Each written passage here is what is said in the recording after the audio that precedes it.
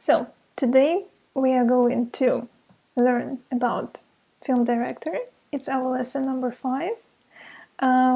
We will find out all about rights and responsibility of film director in the film production cycle and learn a little bit more about direction department. So we already know some people from this department, but we will talk more. So we will see more people there. Like concept artist, script supervisor, first AD, and others. But, as usual, before we proceed with our next lesson, we need to refresh the previous material. But don't be so afraid, since our topic is connected with film directors. So we need to refresh some great names from the past, from our first lesson, with film history and with some very great names of film directors from back then. Are you ready?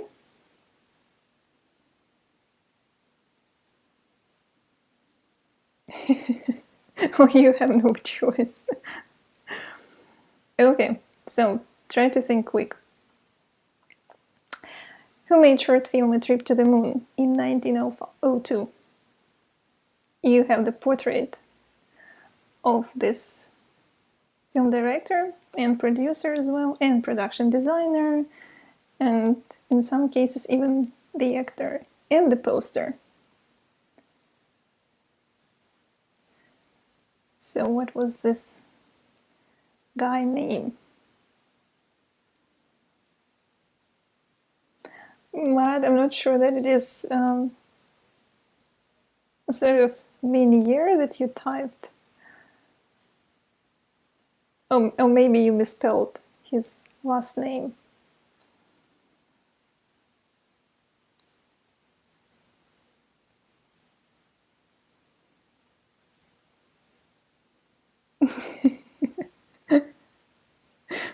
Almost. One spelling mistake. So do we have any other variants? So probably A Trip to the Moon was the first fantasy narrative short film, about 10 minutes long.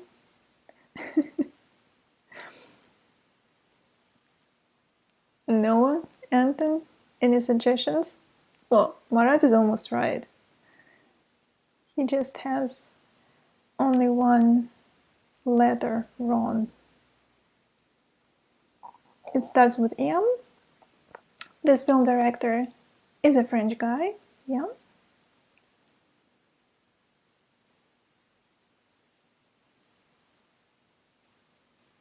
So he made hundreds of short films. And he's not really erased from film history pages, since he is and he was quite a famous person. Okay, no more suggestions. So he's not really Méliès, he's Méliès. So it's L. Georges Méliès. Okay. Hopefully the next one will be easier. What's the name of this Soviet film director? And name one of his most famous films.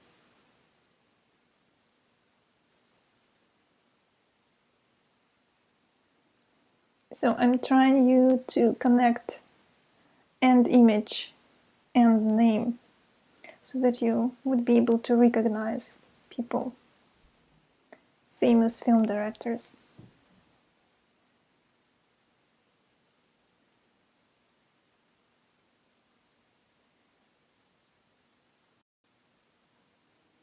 Okay, so the first suggestion, Eisenstein, Sergei Eisenstein, probably one of the first, most famous our Soviet film directors.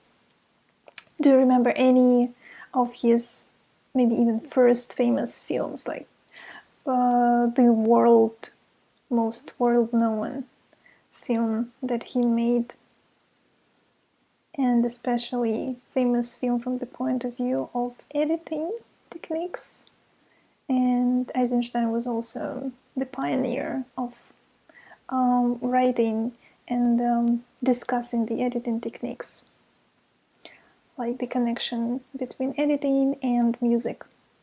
So connecting rhythm. Вроде носит Потемкин. This is like how English was invented. So it is called Battleship. Battleship Potemkin. Well, of course you can just use the same Ranglish, probably. Yeah. Okay. So the next one. Who's the film director of Gone with the Wind and The Wizard of Oz? So you see the posters, and in the middle you see the image of this film director. So I mentioned his name a few times, so since we were referring to especially Gone with the Wind, like probably every lesson, and I mentioned also the name Golden Kind of Needle. Yeah, actually, this photo, I believe that it is from this Oscar where he got.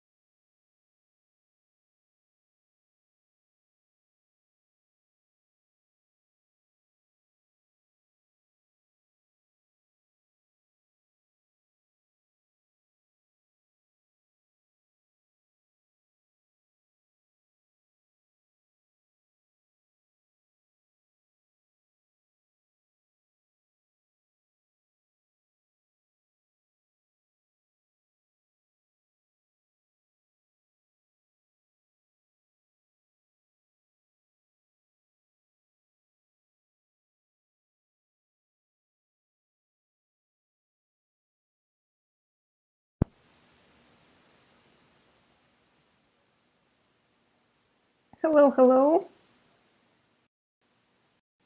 Yeah, sorry. I'm back.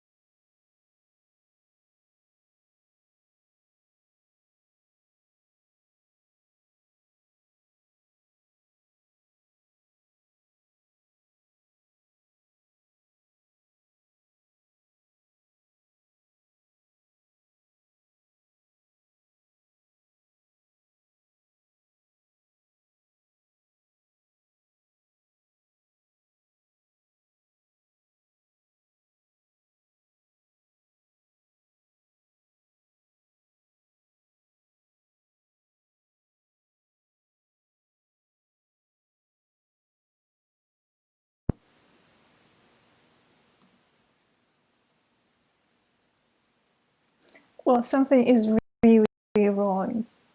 I hope that it will not happen again. Okay. So, let's try. So I guess just the internet doesn't really like this question about the film director who made two greatest films back in 1939. That's for sure. Well, actually, nothing really works in this country, so don't be surprised. London is not that technically great city in the whole old England as well.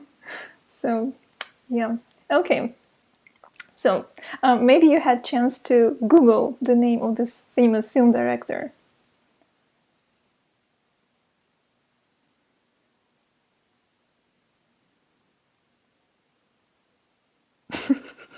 Well, that's why you can go to UK.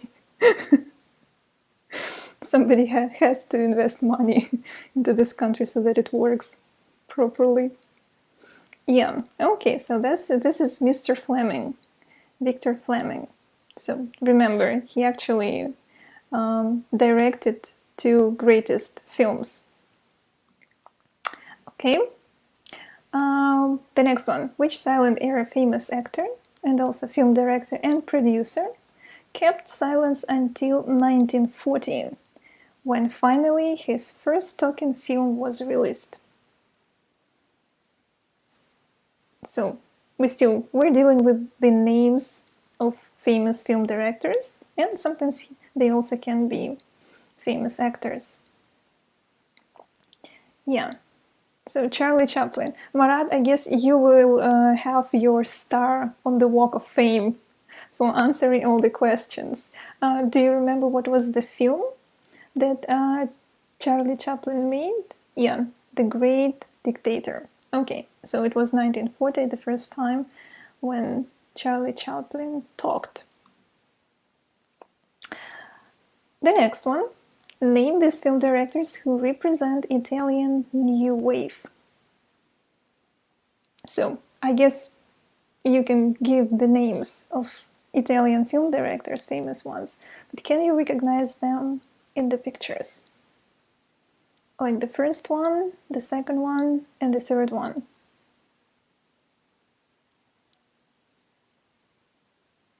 Antonioni, of course, there is Antonioni, but where exactly he is?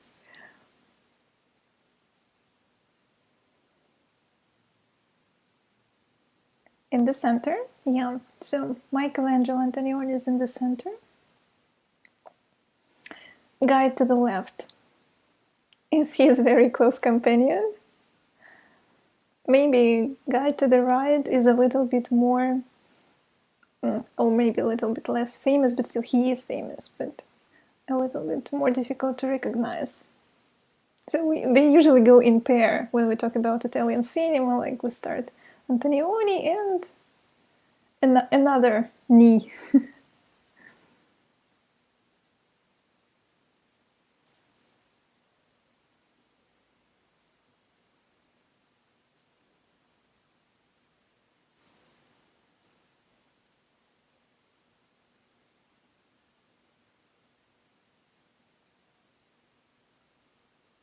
So, any suggestions? I haven't any notes. Okay, so the first one is Fellini, Federico Fellini. The center, Michelangelo Antonioni, and the third one, Bernardo Bertolucci. Yeah, so Fellini, Antonioni, that's the first names that usually come to your mind when you talk about Italian cinema. Facepalm, that's for sure. Okay, what is the name of this Soviet film director? And I'll try to name his debut feature film that he got one of the main prizes at Cannes Film Festival.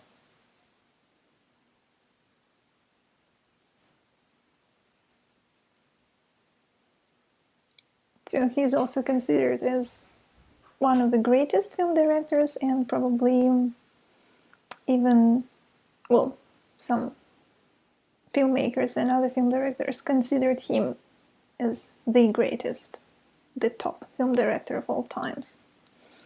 Tarkovsky, yeah, do you remember his debut feature film? We also talked about this film before.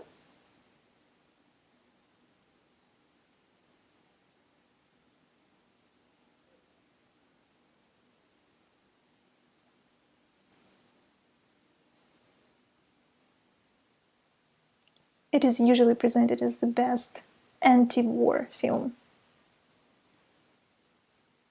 Probably this, his first film, is not really Tarkovsky style film, since it was like his first try to create his own style and manner of filmmaking. Therefore, it's, if you compare his first film and other films, so you'll see that's a huge difference. Okay, so that's Ivan's childhood. Yeah, like Ivanovo детство. So that was his first film, and it was premiered at Cannes Film Festival, and it got one of the main prizes. So that was a really good start for him, and of course opened other doors for other projects. Name film directors who represent New Hollywood. So here you see posters of films which belong to this period of New Hollywood. So it is 70s. And you see poster to Space Odyssey, The Godfather, Jaws, and Star Wars. So, and these directors, they usually belong to New Hollywood. Yeah, so Kubrick directed, Stanley Kubrick, Space Odyssey, Jaws, Steven Spielberg, Star Wars, George Lucas. What about The Godfather? Who is the director of The Godfather?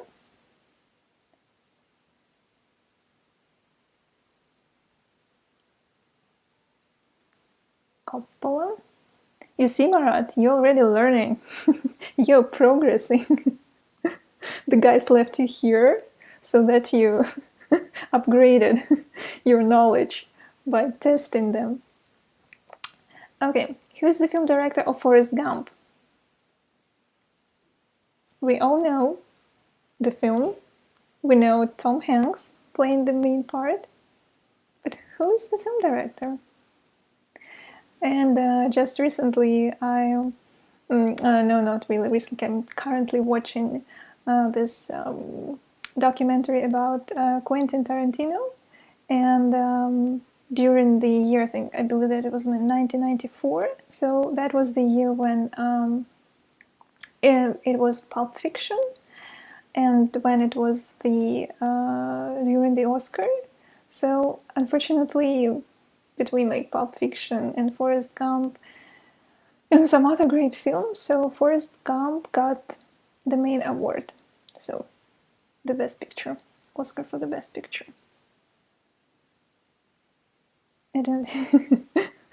I guess nobody will help you. So actually this film director, I mentioned him at the previous lesson during the list of famous film producers and like successful film producers and film directors who could combine these two professions together. And so I mentioned Robert Zemeckis. And so Robert Zemeckis is the film director of Forrest Gump. But we usually know Robert Zemeckis because he also directed Back to the Future. So a little bit different films, but still. So he experimented in different genres. Which film movement do these directors represent? If you can recognize them as well. Well, that's not your really task to name this film directors, so French New... no, not really. The French New Wave was back in 70s, so this wave is 90s. So here you can see, like, from left to right, Gus Van Sant, Jim Jarmusch and Lars von Trier. So if you think a little bit about the films that they directed or made, so in which style, so I guess that could probably help you to refresh. So which film movement they still belong to. Well, of course they can balance between like big budget films and low budget films. Anti-Hollywood. Yeah, we can say so. So, okay, you're creating the new word. So anti-Hollywood, it means like independent filmmakers who don't want to go. They just reject the money that people give them to make huge blockbusters. So these film directors are considered to be independent filmmakers. So this is independent cinema or art house cinema. So because with the word art house, it's a little bit complicated because art house usually belonged to low budget films, and then art house became this label that we usually apply to a film with some big artistic value, or to films which were made by, which were written, directed, and edited by one person. So that to preserve this author's style, one artistic vision. And one more interesting question. Who directed the highest grossing film of all time? So we already mentioned some great film directors, so some of their films were with great money, with great box office as well. But we know that Avengers, the Endgame, so it became the highest grossing film. Yeah, if you adjust for inflation, it will be counted with the win. That's okay.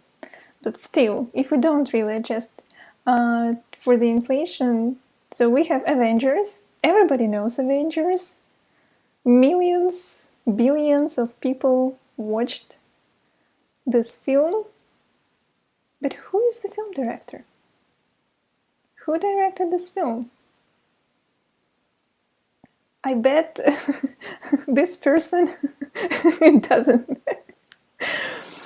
Yeah, so I'm trying to balance between like what's the destiny of film director, to be remembered in time, in film history, or it doesn't matter to be remembered, just earn the money and live happily ever after.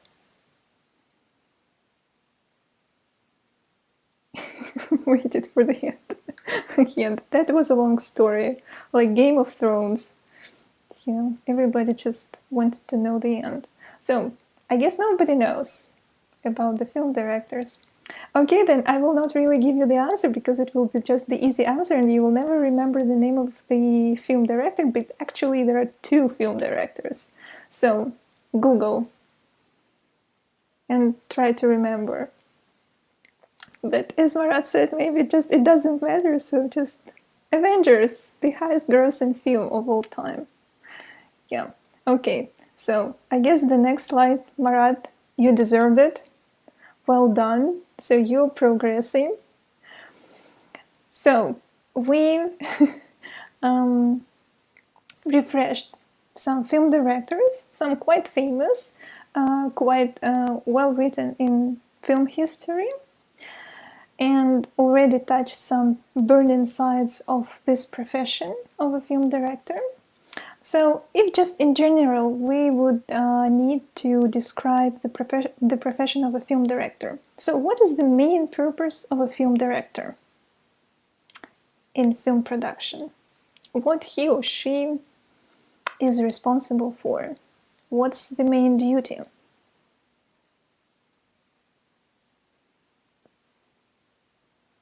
From your amateur or professional experience, your initial thoughts about film director, because you already know about producer and this person's involvement into film production.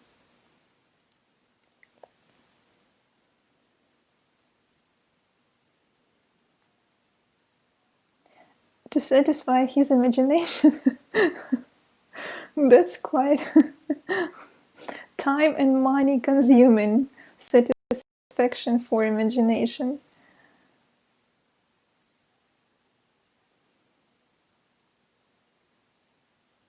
Yeah, but of course, if we talk about some skills that film director needs to pursue or needs to obtain, so imagination is probably one of the key skills to have when you go into film direction, because you really need to have, you're supposed to imagine everything, because first that you have is script is words, and then you need to put these words into image. So, and how you travel from words to image, so this is the imagination. Okay, so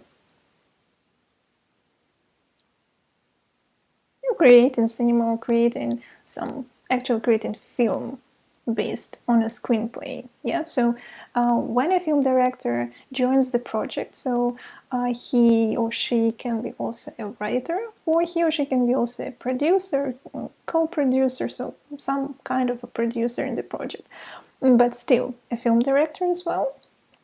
So he or she is responsible for making the audio-visual product based on a screenplay or out of a screenplay to transfer. And here you can read a little bit more. I'll just sum up. So, director is responsible for translating the film's written script into actual images.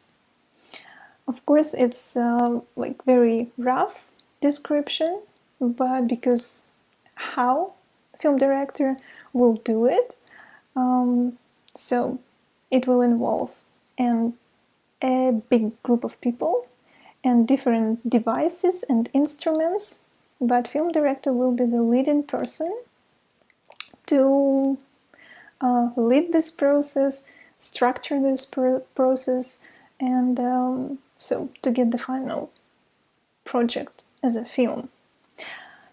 So besides taking part in writing the script, so director's main duties include casting, but so of course this is one of his or her main responsibilities and duties during the development or pre-production process, but he or she can be not the last person to make the final decision about cast, because producers can be involved, so that since they're interested in getting more money out of this project, so they will be interested in attracting some actors, famous actors or actresses, or it can be bound to some personal relations to some cast. So it can be different anyway. So and of course it all should be written in documents, in agreements, so who makes the final decision on cast. So sometimes director is not the last person to make it. Then director can make changes. He or she can also do the shot composition, but then it's together with the director of photography, production designer, so they work together on creating shots, their number, so their technical aspects and so on. And of course director is involved in the editing process, but so as also I said before, sometimes directors don't have the privilege of final cut, so the final film sometimes is not really the responsibility of film director. So producers can be involved into the final look of the film. And but directors are ultimately responsible for film's artistic and commercial success or failure. So that's why we usually remember and connect the name of the film with the name of director. But I hope that you will see and understand that inside the film production cycle, film director can be not the only and ultimate person to make all the decisions. So we need to remember about the producers as well. So let's take a little bit closer look at key responsibilities, enumerate them. So again, writing the script or contributing to its changes, selecting the right cast, crew also. So director can actually propose director of photography or production designer, because it's a creative group, and usually there are some successful collaborations of director and director of photography, and they prefer to work with the director of photography for different projects because they understand each other. So the same relationship can happen between film director and production designer. Also, the same relationship can happen between director and editor. For example, some film directors, they don't really edit their films themselves, but they have their trusted people who do this technical side of this profession, but still they understand each other. So, for example, like Steven Spielberg, Martin Scorsese, so they have their editors for like 10, 20 years, the same one. And it's interesting that usually the position of editor is taken by a woman. So I don't know why, but this, well, actually I know why, because even it started from back maybe 30s or 40s, back in Hollywood. So women tend to understand the editing process much better than men, because they have the sense of rhythm and tempo of film, and they can do it much better. So that's the profession that is usually taken by a woman, despite the fact that it's quite technical profession. But usually, even if you like take a look at Oscar nominations, so usually women get this Oscar for best editing. Yeah, that's very interesting. But anyway, so there is one more profession that is usually taken by a woman, but so editor is something that is more woman-like profession. Also, film director is responsible for rehearsals before the production time, and of course, director is the only one responsible for actors' performance. So because only director can direct actors and can tell actors what to do. So if somebody else starts telling actors what to do, it's wrong. So because, well, actors, they subordinate only to film directors. Sometimes it can happen that producers would be involved, but producers, I mean, for example, executive producers or line producers who present on the set, they cannot really talk to, well, they can talk to actors, but they cannot really give the instructions like what they should do, because they're not involved into the creative process of filmmaking. And producer, like the big boss, he's not usually present on the set because, well, he or she doesn't really have time. And usually it's even some kind of a rule, so that producer is not really present on the set, because so that the film director feels that he is the main person now during the production. And it's very important for film director to feel this power, because then it pushes him or her to in the right direction to create the very best of the film. Yeah. So director and actors, so these are main people who should communicate. Sometimes director of photography can give some hints, but it's a slippery slope, because therefore film director and director of photography can have problems, because I mean, like, film directors don't really like when director of photography starts to direct actors, like to stand here or there, the light is better here, because director of photography thinks only about the technical side of the film, about beautiful shots, like in most cases. And director of photography doesn't really see the whole picture, so therefore it's quite a very sensitive area. Yeah. But anyway, film director should know everything about filmmaking process, including camera, so how camera works, sound, lighting, design, and special effects departments. So film director should know everything. Well, not really should, has to know everything and must know everything, how it works. It's the professional side of his or her profession, and it also just contributes to the whole understanding of the process of filmmaking. Then film director should work closely with editors, so that to monitor that editing process is going according to the script or according to the previous agreements and everything. Then directors are also responsible for motivating the team and to produce the best results. So because film director is also like the leader, and he or she needs to lead the people, to lead the crew and inspire them.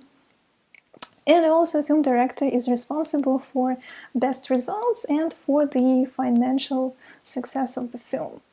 So a lot of pressure. But anyway, so this is how it works. Something else that should be mentioned, a lot of information, but anyway. So film directors need to have exceptional artistic vision and creative skills, so they are artists, like artists as well.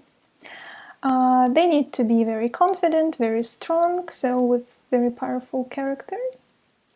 They are always making decisions, like almost every second, so therefore they don't really have to have any problems with the decision-making process. Or they need also to know how to delegate some other tasks to other people and collaborate with them. Excellent communication skills and their personal skills, must inspire other people and motivate them.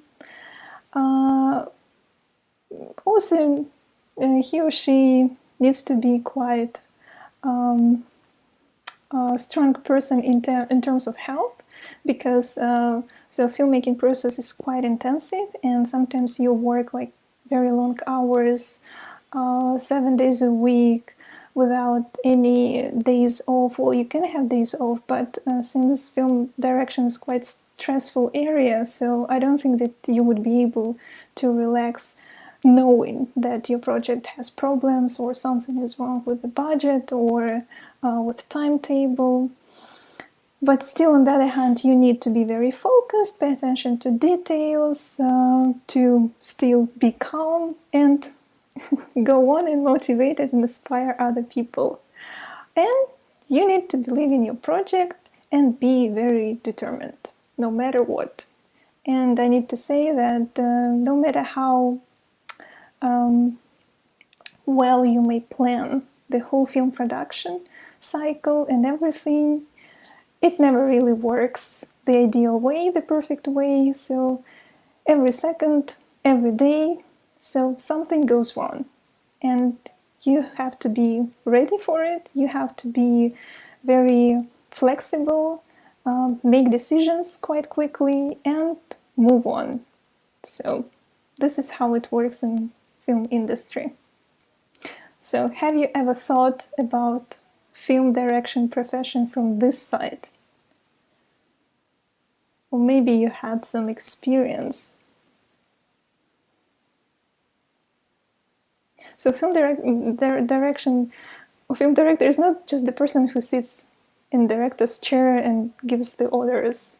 It's some kind of like ideal picture. Seems a lot of stress, but more fun. The only positive thing about film director is that he or she is not responsible for the money, because it's the producer's responsibility. So if something really goes wrong, you don't need to sell your house, for example, so that to cover the expenses. So that's the producer's responsibility. It is much harder than teacher in elementary school. Yes, it's quite stressful. It's very stressful. And so on the one hand, you have to be very sort of confident person, so that even if you know that it's really bad, so everything is really wrong, you have to still motivate other people and tell them that everything is fine, we will be fine. Because everyone knows that you need to look at the film director so that to understand the whole situation. Because usually film director cannot really lie and act that everything goes fine, because, well, when you look at the film director, you understand everything, how bad or how good everything goes.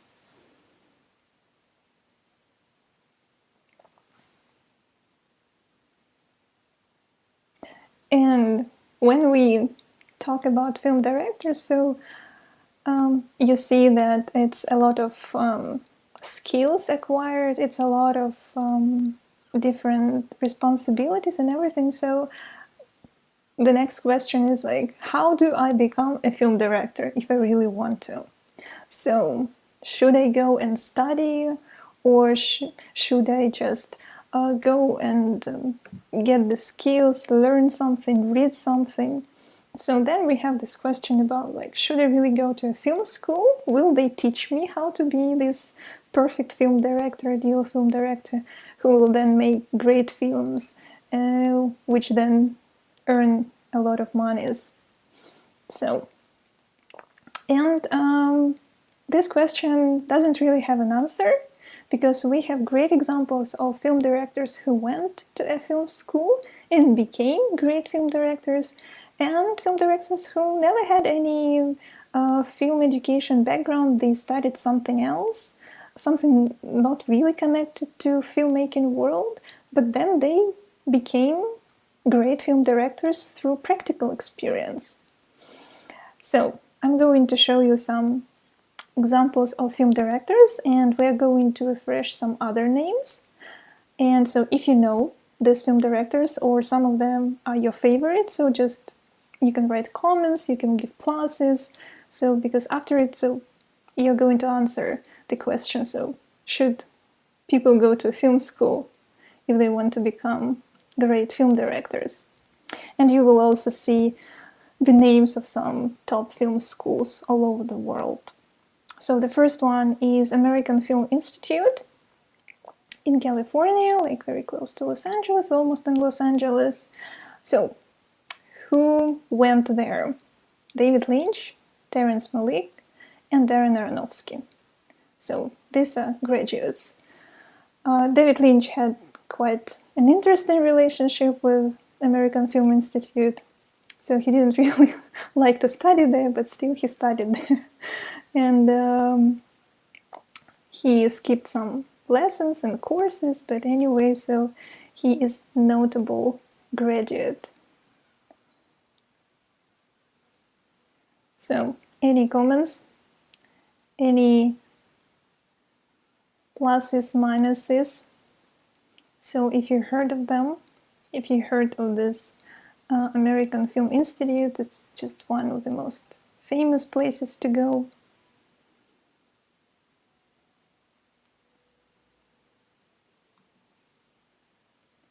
The next one is School of Cinematic Arts, again, famous school. George Lucas went there, still it's California. Ron Howard, we also mentioned him while discussing producer, so he's one of not only just film directors or actors, so he is also quite successful film producer as well. So these guys studied as well. The next one is University of California, Los Angeles Theater, Film and Television. Francis Ford Coppola studied there, and Alexander Payne. So we're still in California. Now we are moving to New York University, Tisch School of the Arts. So we have Joe Cohen, Todd Phillips, and Charlie Kaufman from there. Well, you know, Joe Cohen is the brother of Ethan Cohen. Charlie Kaufman, we already discussed this guy during the producer's lesson, so he's quite famous and scriptwriter and producer as well. Todd Phillips, so maybe you know his recent famous quite film that became a huge success and was nominated for many Oscars, but unfortunately won only Oscar for the main male leading part, Best Actor.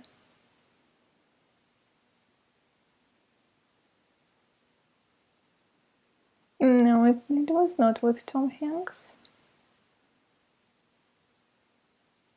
So what was the recent Todd Phillips film?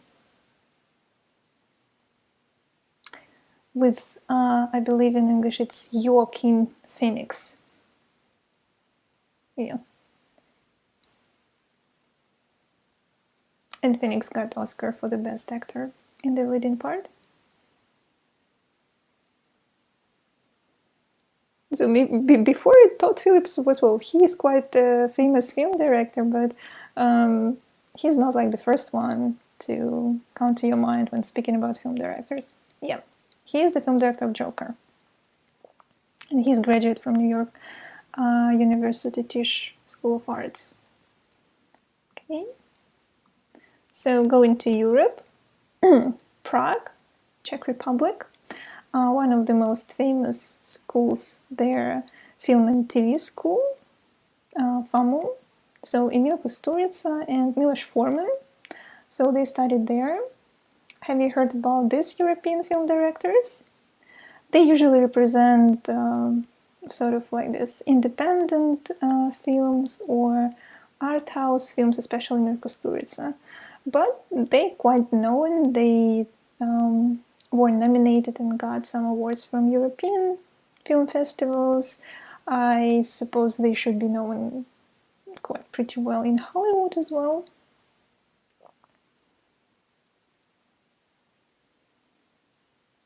So if you travel to Prague, so you can just check in.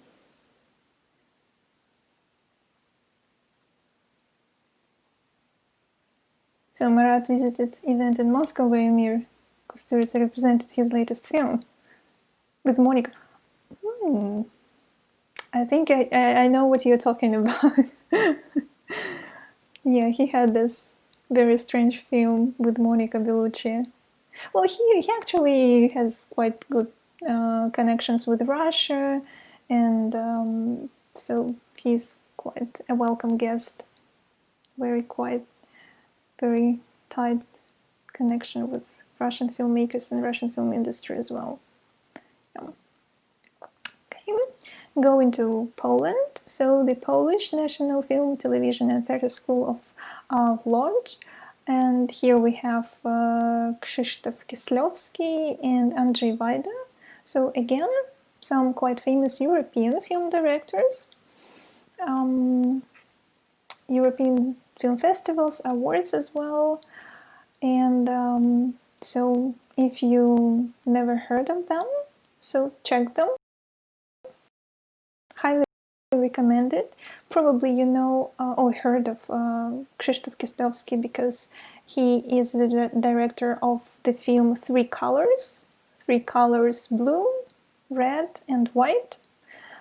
Probably this one is his most famous film trilogy.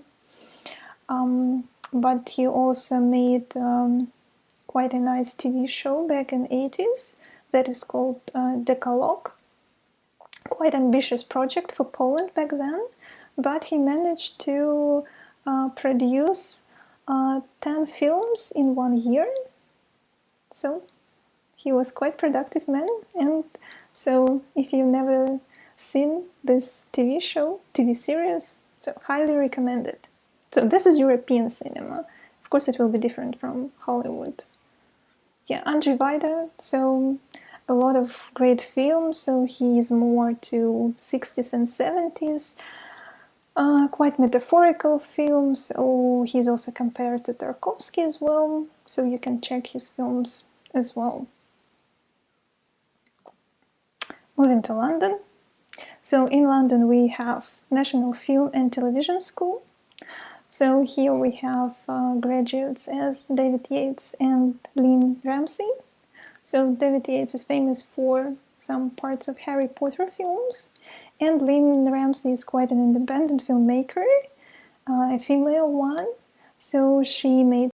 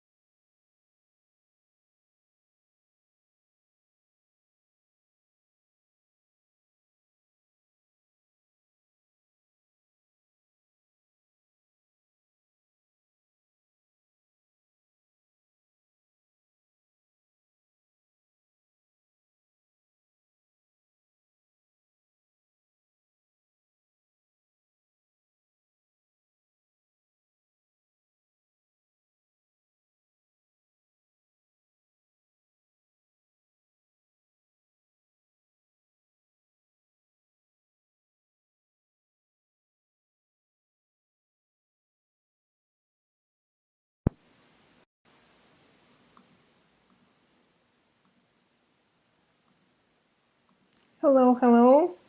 Yeah, I know. Sorry. I guess today is quite technologically challenging film day. Okay. Can you hear me? Can you see me?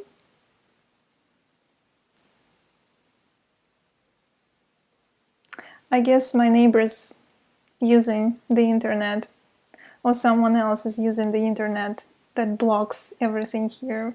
Okay, so these were examples of people who went to film school and in the United States and in Europe. So if you are more connected to American filmmaking industry and don't really know too much about European film directors, so just fill the gaps with film European directors.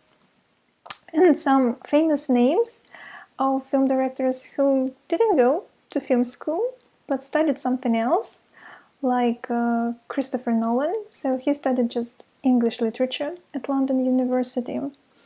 Or Stanley Kubrick. So he was a school photographer in high school, and that was his huge and major step to become a film director, a great one in a while. So, but they never really went to film school. They never got this proper film education, especially in film direction area. Or Terry Gilliam. So he studied political science, or Wes Anderson, so he studied philosophy. But anyway, so these film directors found their ways to film direction and gave us great films as well. So it doesn't really matter where you come from. If you want to be a film director, I guess you can be a film director in the end, even if you don't have a special education. So, what are your favorite film directors? Do you have any favorite film directors and their films? Special genre that these film directors experiment with?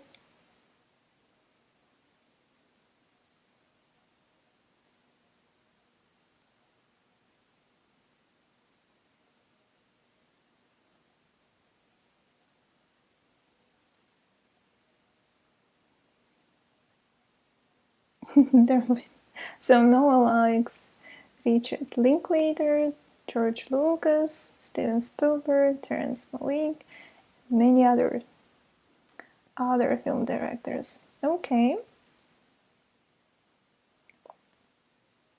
Well, Richard Linklater is quite experimental film director who tries to balance on the one hand between documentary and fiction films. That is quite interesting. Yeah, Boyhood. Quite an ambitious project. Nobody really believed that he would be able to finish it, because when you have to spend with your cast like 10 or 12 years, anything can happen. So anything can happen when you try to assemble the crew for just 1 year, or like 1 month especially. Marat is a victim of marketing. Okay, get serious. Go into some intellectual department as well.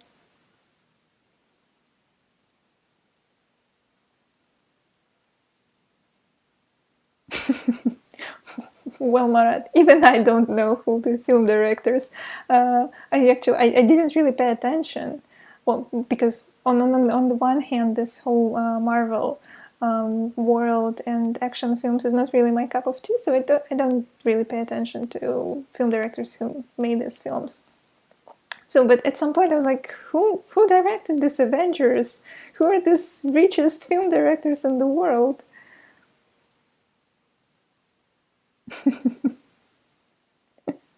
So while I was disconnected, Marat found the information that some Russos brothers, maybe they're from Russia. Yeah, this is the Russos brothers. So they directed not only Avengers, they directed some other Marvel films, so you can check. Okay, so I will advise you to watch some films about film directors a little in the end, at the end of our lesson. But now I'll show you some trailer of film that I really enjoy and recommend you to watch. So just a short trailer.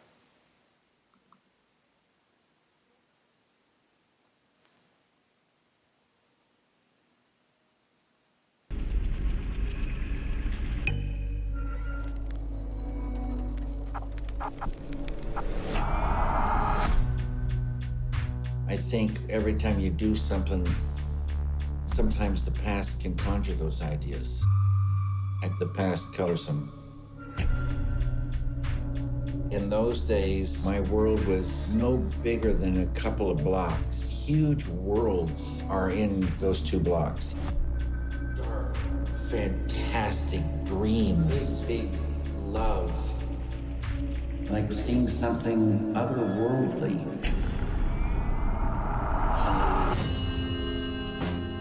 All I wanted to do was paint. It was like I couldn't control it. It just makes you think of stories. Sickness, corruption, fear in the air. It was so good for me. So that's a short trailer for David Lynch's documentary, The Art Life. So, have you heard about David Lynch? Do you like his films? Have you watched anything?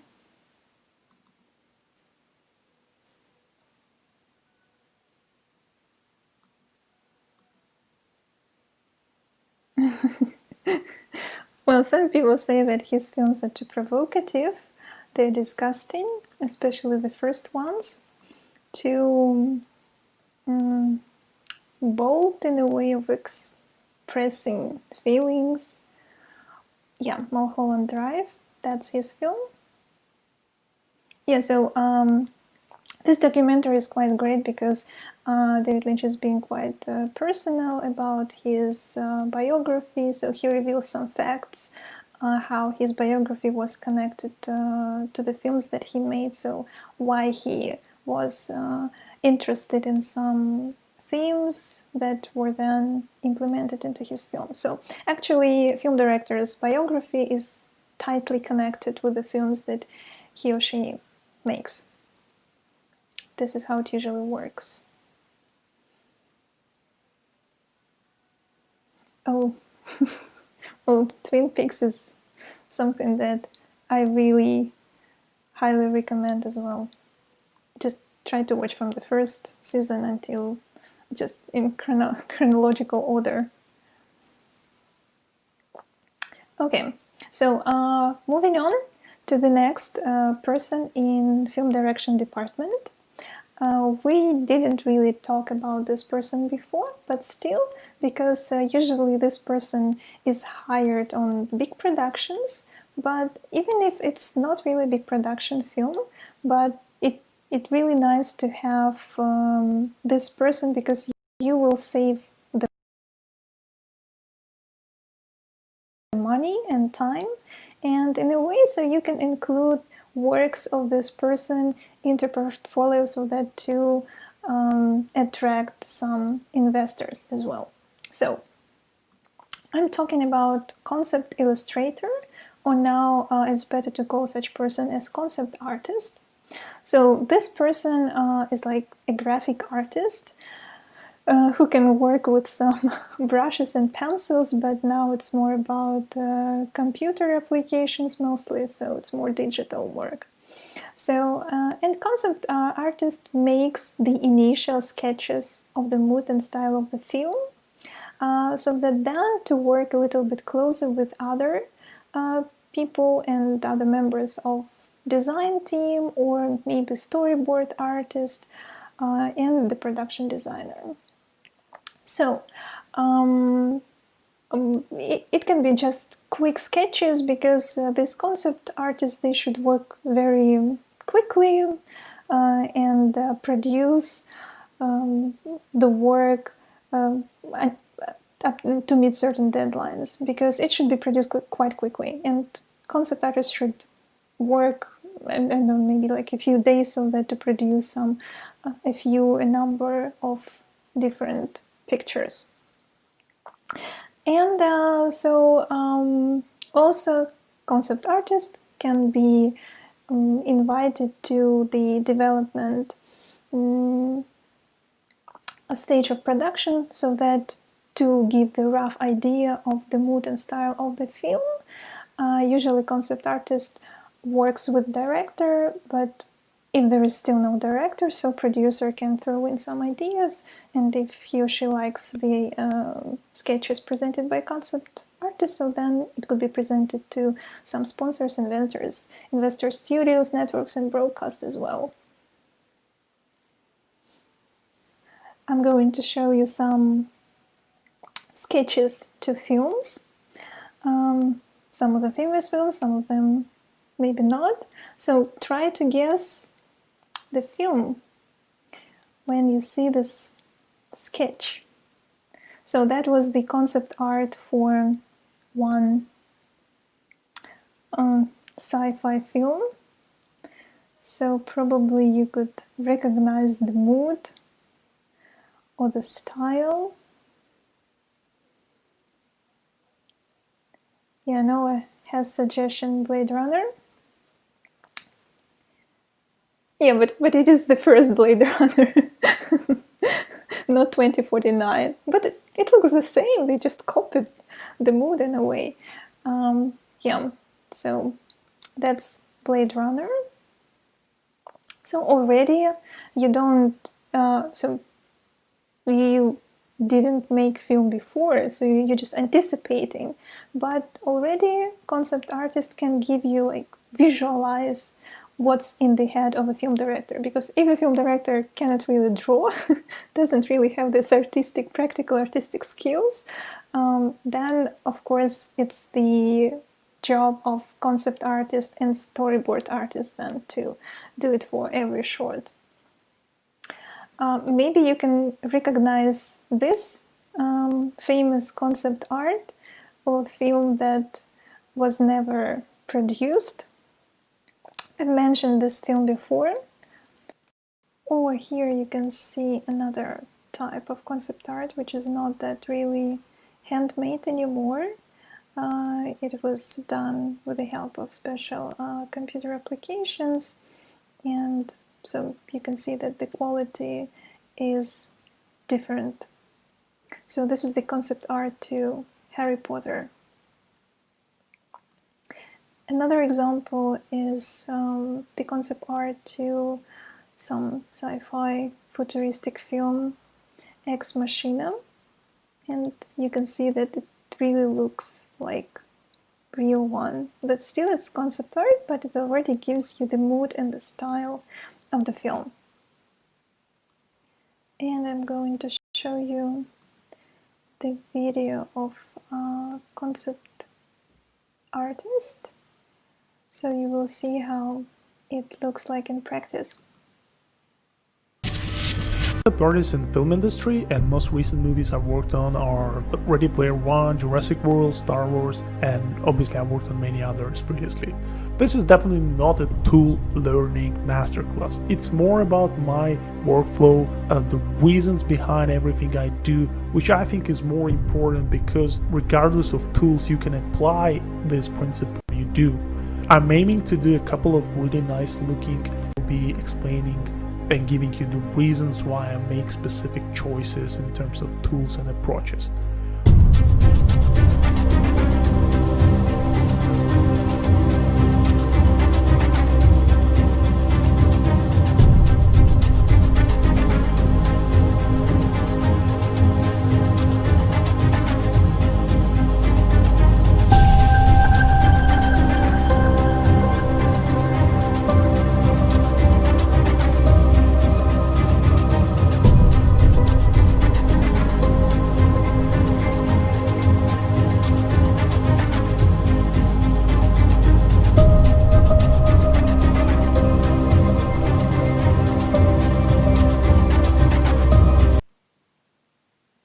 So I guess you can see how it really is with concept artists and which professional programs they use so that to draw these worlds before they are filmed.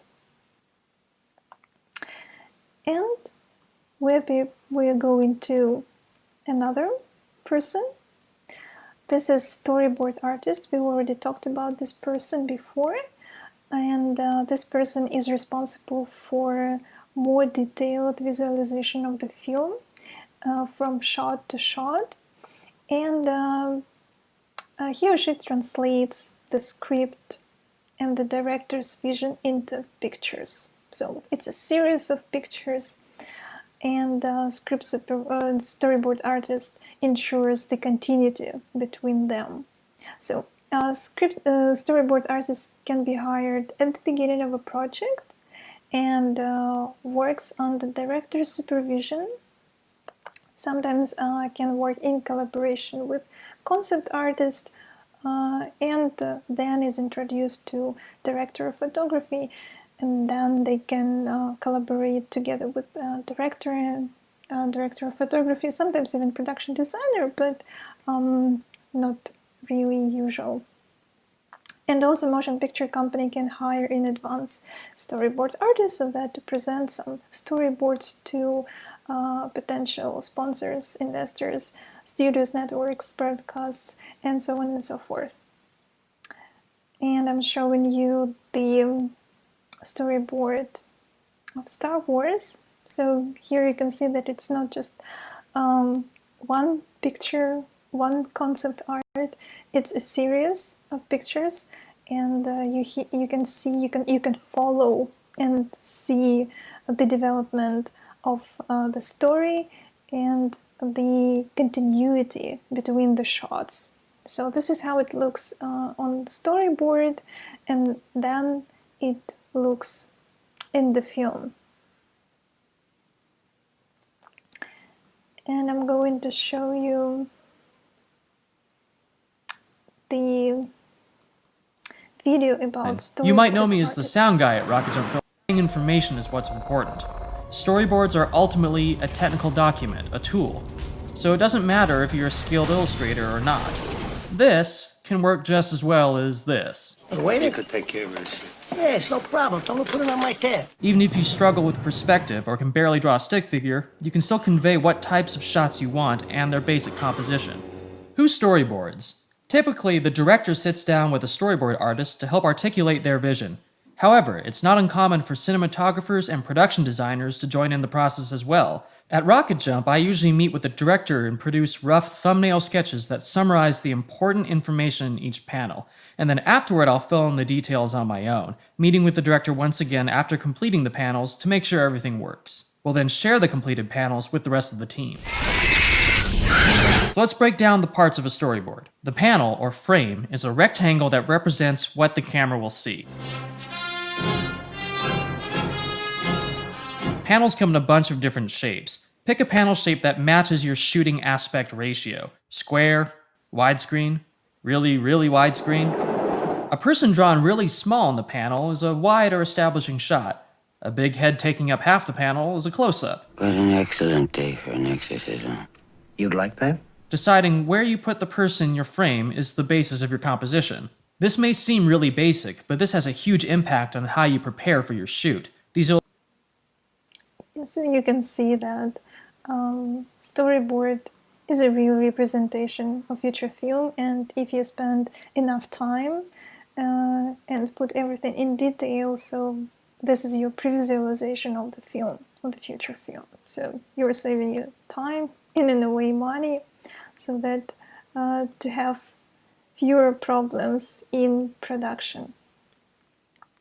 And speaking about the production, so we already met first assistant director or first AD, or sometimes this person is called just the first.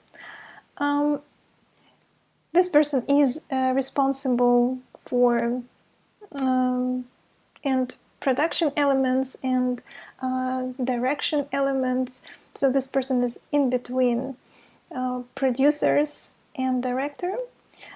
Also, first assistant director breaks down the script. This is something new that we didn't really talk about before. And we will. I'm going to show you how it looks. But also, first assistant director monitors the crew, the actors, and supervises, of course, the schedule so that everything runs according to the schedule, and monitors, of course, the budget, expenses. So this person is really between two departments, production and direction. Also, controls discipline on the set, supervises other assistant directors, and oversees the preparation of daily call sheets. So this is all about the first assistant director, and I'm going to show you what script breakdown is. So this is how it looks. This is the page of a script, and you can see that it has many lines. But if we remember that one page of a script is roughly 1 minute of a film, and sometimes one scene doesn't really cover the whole page, so it can be less than 1 page. So it's important for first assistant director to know exactly the time of each scene. Therefore, it's the universal practice to break the page of a script into eighths. So there are 8 parts of a script of a page. And so if you look in the middle, so there are 4/8, so it means that it's half of the page, and half of a page is 30 seconds. So 4/8 equals to 30 seconds. And so on and so forth. So you can then do the mathematics and see how it works. So after you break down your script into these eighths, the next stage is to color code the script. It means to highlight different words in the script that represent the tropes, the sound, some other comments in different colors. So that as soon as you see the scene in the script and it's color coded, so you instantly know who is involved into this scene. So this is just some rough sample for some first as a director. So color coding is personal, so it's not something that is written down somewhere, so you can apply your own colors to any particular type that you would like to highlight. So, and this is how your script will look like when you color code it. So this is how it looks in practice. So you can see, for example, yellow, it's the name, so this is the slug of every scene. Then the blue one, it's the cast, it's the people, and then with the, so you have other comments as well. So anyway, it can be done in your personal way, so you can create your own color system, but this is how it looks like. So, and when you do the color coding, the next step is to break down sheets with this information. So for every scene, you need to fill in these papers where you just rewrite the whole information. So you can imagine how many times a first assistant director goes through the script and gets more and more familiar with all the information. So I guess by the end of the first or second day, this person already knows the script by heart. So even it's like the work of script supervisor, but anyway, so this person will know for sure how everything is organized in the script. So, and the sample how it looks like in practice. Andrew Spieler, breaking down a script is essentially being organized. As you can see on the table here, for educational purposes, we have mapped out our elements of a script to a color. And we pulled these off of a software called Final Draft, which is sort of a standardized screenwriting software that comes with an additional piece of software called Final Draft Tagger. Tagger is essentially a way to go in and do what we're about to do physically in a software sense. You can feel free to use whatever colors you want when you're breaking down your script, as long as you've assigned a value for them and you know what that value is. So just real quick, these are some of the elements that you're going to be looking for that most of the time you're going to find in any kind of a script. Obviously, if you're doing a special genre script that has an element that's not on this table, you just add it and assign a color to it. And as you're going through into about 8 lines, so that's about what it would look like. So the reason we use eighths is because it gives us just that much more detail and specificity on how long a scene is according to the page. Because if you just did a page and a half, that would be a scene larger than what this really calls for. So to be able to say that this is a page and 2/8 allows us to know that it's a little more than a page, but it's not huge. And as you can see here, the last 2/8 are just an extra line of dialogue. So Western Saloon. So right away, I know that that means that we're going to have some serious set dressing that's going to be time period based. So I'm going to go ahead and take my green set dressing pen and underline bar of a Western saloon. Because I know that a bar needs bottles and glasses and bar stools, and they might also need bar patrons. So yet again, I'm going to take my extras marker and I'm going to go ahead and underline that. So as you can see, it's quite detailed work and creative in a way, so you can do some coloring, so that can be very artistic occupation as well. Also, you can have second assistant director, who is of course the right hand to first assistant director, and his or her main function is to ensure that all the first AD's orders and directions are carried out. And this person is also responsible for making the call sheets. And this person is obviously is under the supervision of the first assistant director. Also, there can be like a third assistant director if you have a budget for these people to hire. So you can imagine that first assistant director is the right hand of the second assistant director and does some organizational work as well on the set, and does some other errands, and also supervises the set and supervises some minor commands of the first assistant director. And then we have person script supervisor, who is also called as continuity person. And so this person, okay, so somebody can hear me now. So this person is the editors and writers representative on the set. She or he, but usually it's she, because usually, well, back in time, back in old Hollywood, so there was this profession was called script girl. So there was script girl, there was no script boy. Now, of course, it can be and a man and a woman, but anyway, so people tend to see that actually women. Okay, we got the connection. Jesus Christ. So usually women have more focused vision and more focus to details than men, and they can really supervise it and connect it to everything that is being changed all the time. So, so script supervisor makes sure that everything that is being filmed, that is being shot, will be then matched for editing.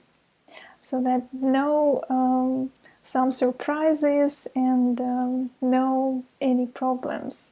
So usually script supervisor is the person who is to blame if something is wrong, is if we cannot match the shots, or if there are some problems, or there are especially some problems in continuity. For example, with props, with like drinking, smoking, different hands, different costumes even, or different makeup. So that's all about the continuity person. And continuity person has to fill out special forms every day while during the shoot about every scene, every shot, like every take. So continuity person has to observe and supervise the script while filming, and then fill so many documents after it. So here are just some comments, like everything that is written on the slate, on the clapperboard. So script supervisor also supervises this information, because it syncs together with the camera and it syncs together with sound department as well. And then so that editor, while editing the film, knows everything, all this technical information, so that to connect all the shots, all the takes. So script supervisor is the first person to connect with, so that to get all of this information, not the film director. The film director doesn't give this information to the editor, so it's script supervisor's main job. And when we try to describe and visualize what a script supervisor does on the set, so this is the most probably hilarious drawing representation of all the questions that crew can have on the set. And this script supervisor, which here is like a script boy, sits next to the director, and all these people just asking him questions like, what's the time of the day of the shoot, so what's the costume, which props are on the set, which hand did the actor hold the glass or something. And even the director asks some questions about the script. And all of these questions are supposed to be answered by a script supervisor.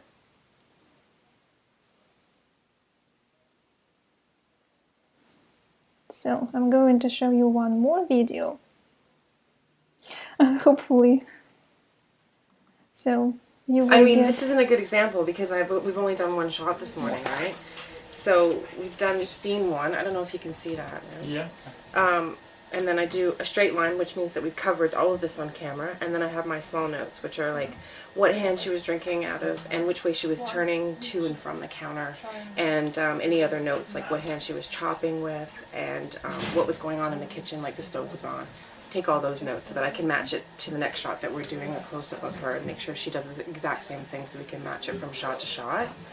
And then, as well as doing that, I also write down a description of the shot for the editor so that he can look at my notes really quickly and refer to these without having to look at the actual film. So it's that was a medium shot of Lucy, and then she turns and she exits camera left. And it tells me how many takes we did, and then I comment on the takes, like if it was good, or what happened during the take, if we had a sound issue, or a camera issue, or a lighting issue. And then I take down all the camera information as well, like the lens, filters, the focus, and the stop, so we can, if we have to match it later, we have that information, we know what we have. Yep, so that's a lady, and she is a script supervisor, and she has this huge notebook with all the information. So this is the old school. So some script supervisor would prefer to go digital and have all the information on like iPad or laptop, but it's not really working because it really works well with manual way, with like all these notebooks and different colors and pencils. Yeah, so that's the script supervisor's work. So can you hear me well? Did you get the information about script supervisor? Yeah, because we are coming to an end. I'm going to finally give you information about what to watch after our epic lesson about film directors. So, what I advise you to watch. Of course, you can have your favorite film directors, and if they're famous enough, there will be some great documentaries about them, and not only one documentary. So I can recommend you to watch some documentaries about, like, considered to be the greatest film director, Andrei Tarkovsky, Cinema Prayer, made by his son. This recent one, premiere was last year. So if you're into Tarkovsky's films, so that's a great film to watch. The next one is about Varda. So she is a very interesting lady from France and quite famous film director as well, a female one. She produced mostly documentaries, but she also had some great fiction films as well. So if you don't know this lady, so just try to meet her, try to introduce yourself to her works as well. Again, some recent film, and unfortunately last year she passed away. She was quite mature lady, about 80 or 85 years old, and during all her life, so she was connected to filmmaking. And the film about David Lynch, The Art Life, the trailer that I showed you.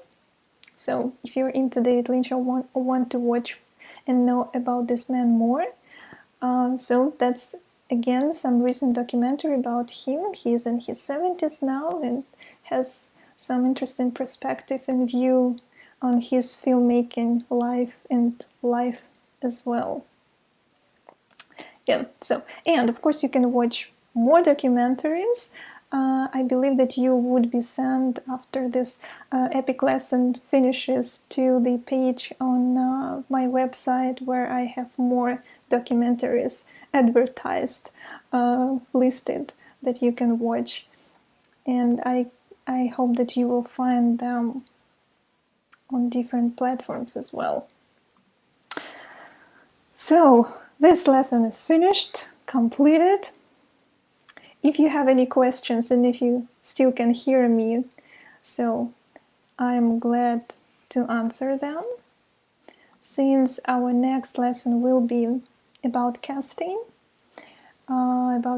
director, talent agent, actors and their acting roles, and practical stages of casting, so how casting actually happens.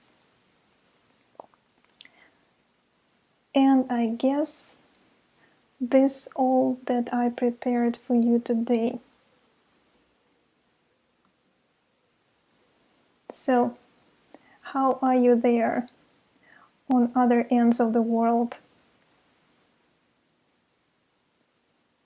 So, do you have any questions? Nice. Finally. Yeah. Well, you're welcome. Thank you very much for being with me through all these technological challenges. I hope that in recording, if you'd like to check the recording later, then it should be okay. Or you can just watch this part that was missing. Yeah, I need to check it. So if it's really bad, I'll re-record it.